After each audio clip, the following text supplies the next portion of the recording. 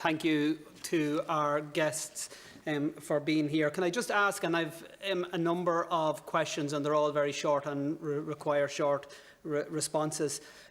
How many cases have there been across meat plants in the state? Today, our count is, and I can only account, Deputy, in respect of the plants that MII represent, which is most of the plants. That's fine. But not all of them. So there are approximately 1,100 positive cases since the commencement of the COVID outbreak. Thanks for that. So you mentioned that there are now no active cases, which we all hope is the case. So the reduction of those cases and the reduction of instances at meat plants, is that down to what's happening across broader society, or is it down to the actions that have been implemented by your members? It's very difficult to assess this, Deputy, and we're aware, and I mentioned it in my statement, that we've seen active outbreaks and clusters in other plants, in other parts, in other jurisdictions. So it's very difficult to sort of pinpoint a single reason why we have managed to reduce the number of cases. As I said earlier, there was this connection when the spike hit with what was happening more widely in the community. That said, the measures, I suppose, over a period of time have proven to be pretty robust. One point I would make to you in answering the question is that when there had been some disagreement or uncertainty about the relevance of asymptomatic cases, we did find that having had a spike in cases as a result of mass testing, screening testing that was done at particular sites, there was the discovery of a substantial number of those positive cases came from people who were completely asymptomatic.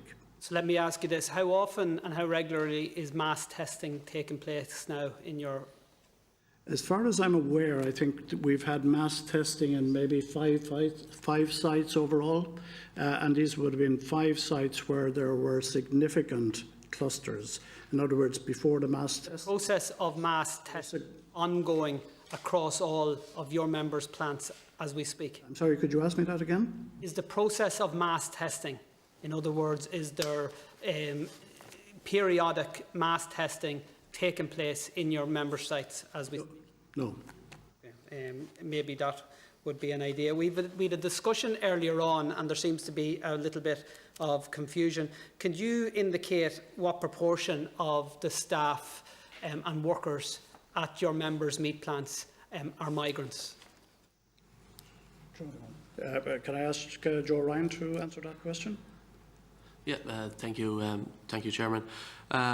Firstly, I don't know the definition or your definition, Deputy, of migrants, but in terms of the nationality of our workforce, based on our own analysis of it, 30% of our 15,000 people in the industry are of Irish nationality. Another 50% are from EU excluding Ireland, so therefore 80% of our workforce are EU citizens, with the balance then being people who were who came into Ireland legitimately on employment permits over the last... 30% are Irish? Right. Okay, well I think we could take it then that 70% are migrant, and if I was working in Poland, I wouldn't consider myself to be a domestic. Would you consider yourself to be an EU citizen, though? Like, Deputy, the claim has been made that the industry is based solely on migrant labour, but EU citizens who are here, and we heard from some previous speakers this morning who are here 10 or 15 years with children in college and have developed their own. Have come to live in the country and here that long. Are they still classed as migrants? We don't believe so. Okay, well, 30%. Finish my point. If I might just finish the point. Of your workforce are Irish nationals. What proportion of management across your sites are Irish nationals? I don't have an exact figure on that, Deputy, but what I will say is we have a wide range of roles across the sector and production roles, be it from operatives to knifemen to supervisors to health and safety people to food production and technical roles to other roles such as logistics, finance, engineering, IT. And so while people come in, and one thing we do see, and we did some analysis on this in recent years in the context of employment permits, one thing we do see is that the majority of supervisors and management in sites have come from production roles and developed and progressed their career up through the. Why do you think it's so high, the number of people from outside of Ireland that are employed in your sector? Sorry, Deputy, I didn't catch it. Why do you think that the figure is so high? And it's not to say that they're not welcome. I'm sure they're all valuable members of your workforce, but it is a proportionally incredibly high figure of people from outside of this country that are working in your sector. Why do you believe that is the case? Well, Deputy, you are right. They are incredibly important and valued to us in the workforce. And I don't know that we are unique when you look across the various multinational companies in terms of the breakdown of our nationality. I wouldn't say that we are that unique, but they are, as I said, very valued. Why do we have that breakdown? I don't know, Deputy. We are a sector that, like other sectors in the economy, in recent years, as the economy moved to full employment, have had to seek additional workers from outside of Ireland. And thankfully, through free movement in the EU, a lot of our workers come from other EU members. Have anything to do with the wage levels that are being paid by your members? I don't think so, Deputy. I think in reality, when you look at full employment in an economy, you are going to be dependent on people coming in from outside of the country. But do you not believe that wage levels have anything to do with that? I don't, Deputy. When you are at full employment, you are naturally going to have to look outside of your country for additional workers. Well, I'll just make this as a comment. There are sectors that don't have the same proportion.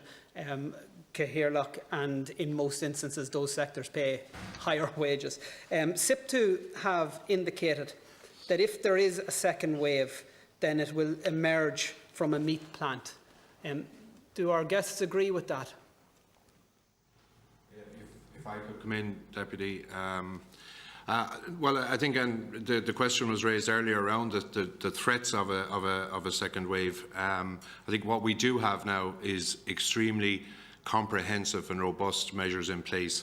I think that's the priority, that they are maintained, and I think we've said consistently too, this isn't a case of getting to this point, thankfully, where we don't have active cases. It's a case of maintaining, no room for complacency. So I wouldn't agree with the view expressed about SIPTU that it's likely to come from a meat plant.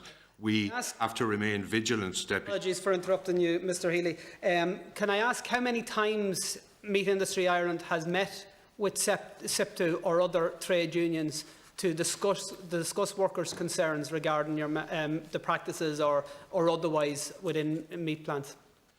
Deputy, we haven't.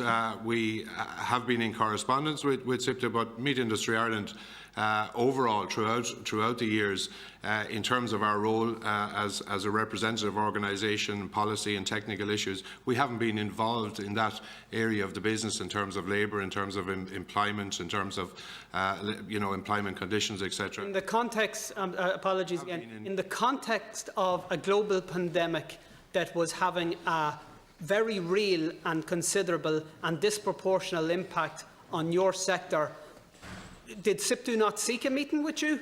Or what rationale could there possibly be for you not to meet with representatives of workers who are raising public concerns with regard to the practices in your sector?